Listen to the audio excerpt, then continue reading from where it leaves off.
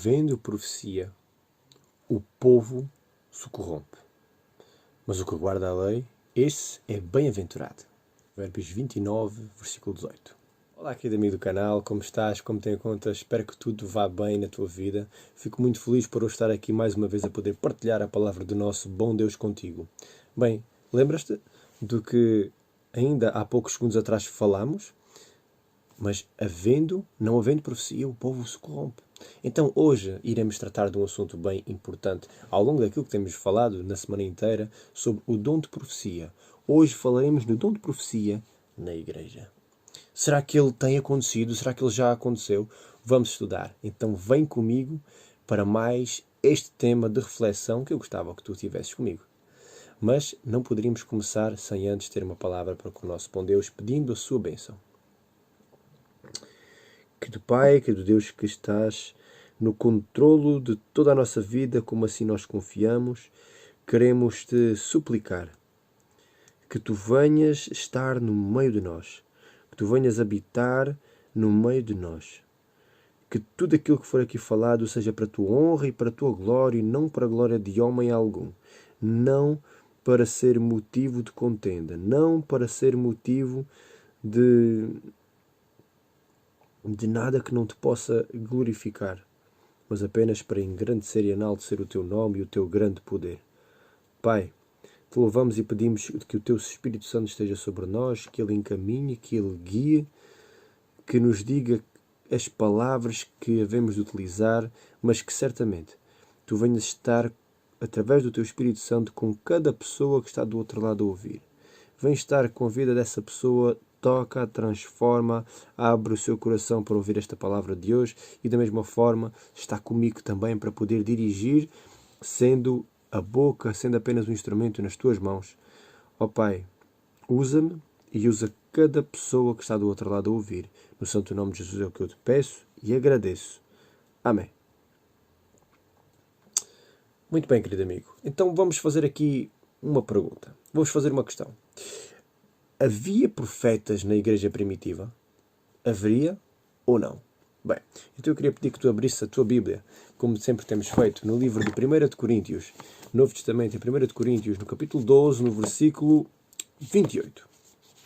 Ora, 1 de Coríntios 12, versículo 28, eu vou abrir juntamente contigo, que diz o seguinte. Ora, já estou a ouvir, 1 de Coríntios 14, versículo 28, não é? 12, aliás, não é 14, 12, versículo 28, que nos diz o seguinte.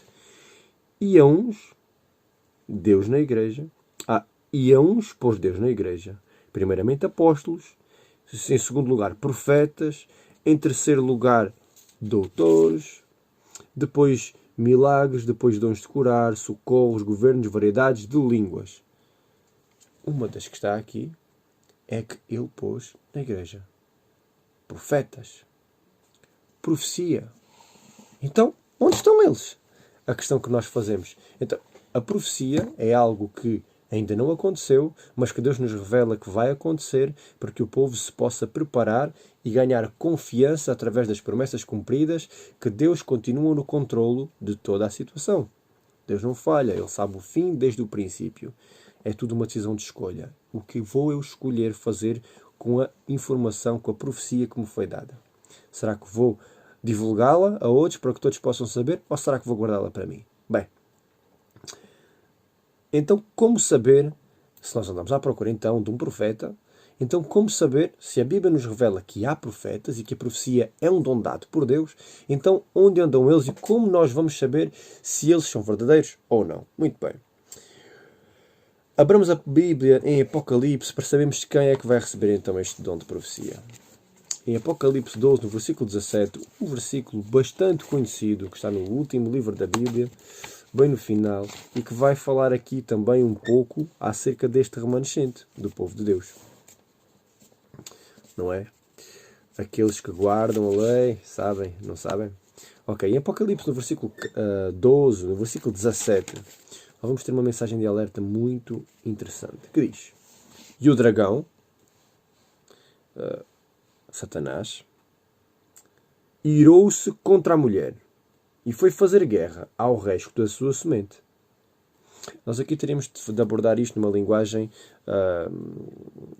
linguagem profética em que tudo isto tem símbolos. Quando nós falamos no livro do Apocalipse de dragão, estamos a falar de Satanás, do próprio arqui-inimigo de Deus.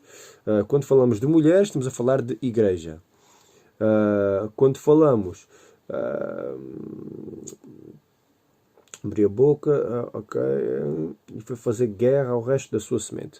Ok, quando falamos em semente, estamos a falar de...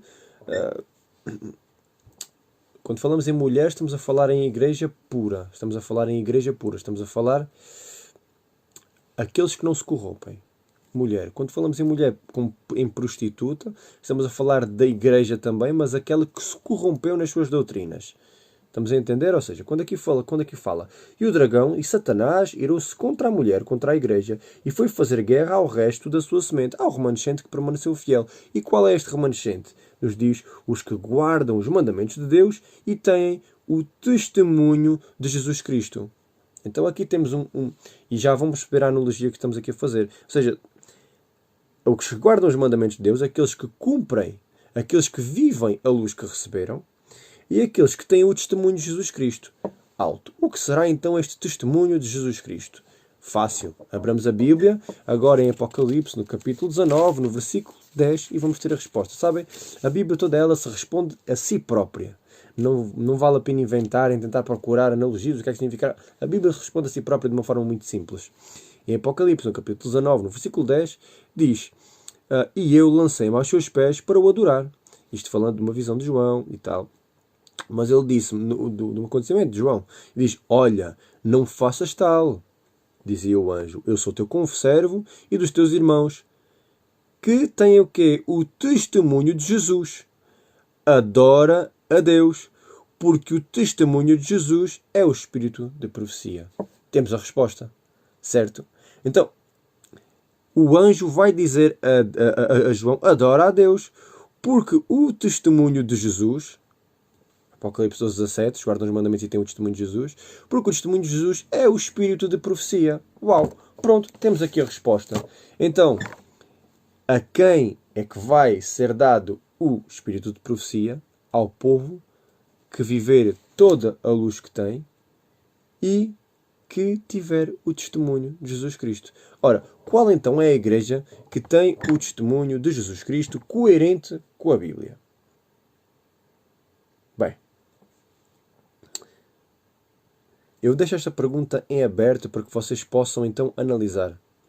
A quem é que ela vai ser atribuído este espírito de profecia? Porque ele só é atribuído à igreja que for verdadeira na sua doutrina, à igreja que praticar a doutrina, e fazendo uma analogia aqui bem breve, aqui igreja é o templo do Espírito Santo, não é? Nós também somos consideradas igrejas, pequenas igrejas, que vão fundar esta grande igreja de Cristo, somos partes de um corpo de Cristo, porque cada um de nós, como diz o texto de Paulo também, ou não sabeis vós que não sois de vós mesmos, mas que sois templos do Espírito Santo. Ora, se o Espírito Santo é Deus, então estamos a falar da casa de Deus.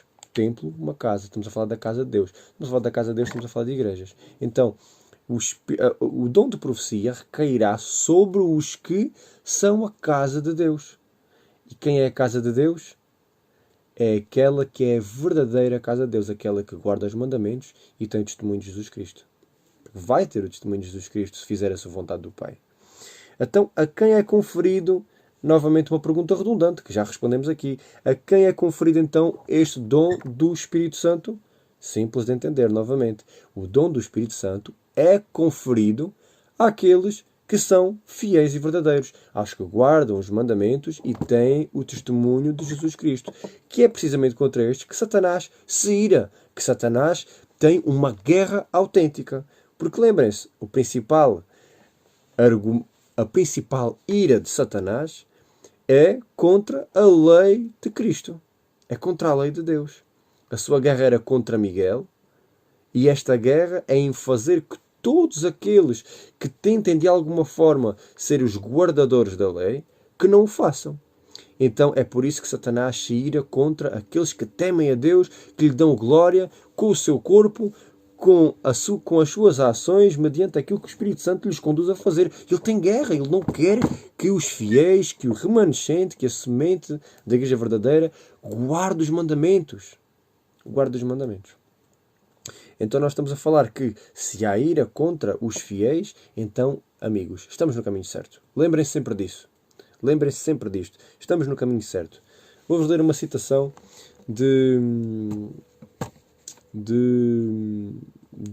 está no livro Nisto Queremos, página 278. Mas antes de dizer apenas: nos últimos dias, o verdadeiro dom de profecia será visto dentro da igreja que segue todos os mandamentos de Deus. A promessa do dom profético cumpriu-se na Igreja Adventista do Sétimo Dia com uma profetisa chamada Ellen White.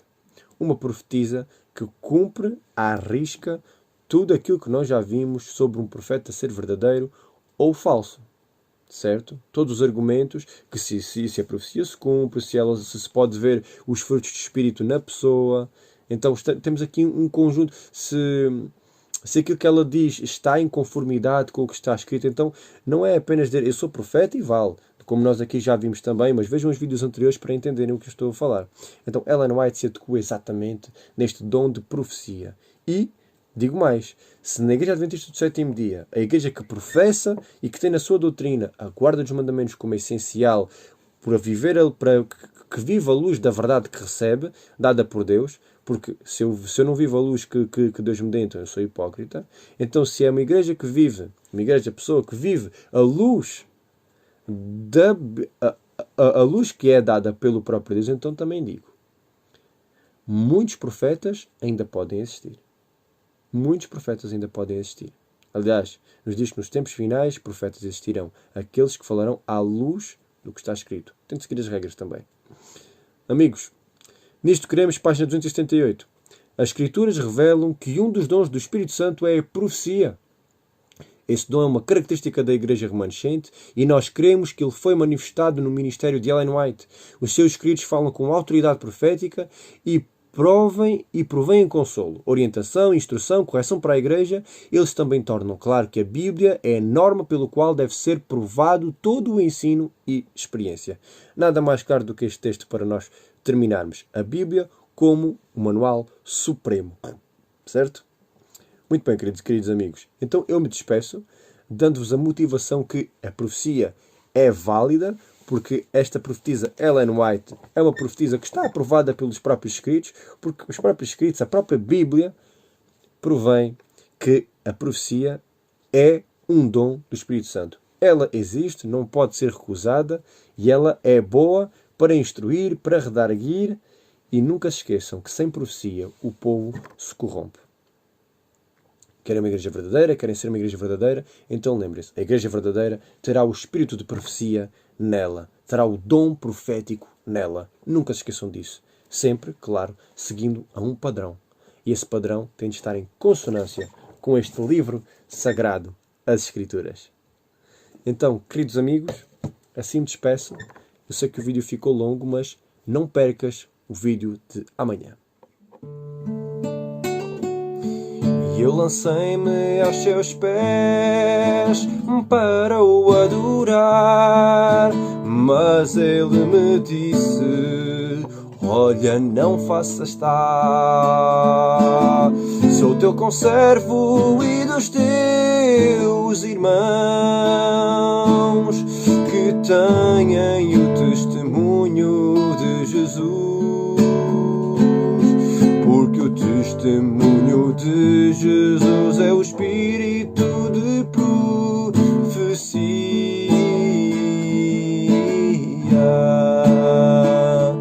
Apocalipse 19, verso 10.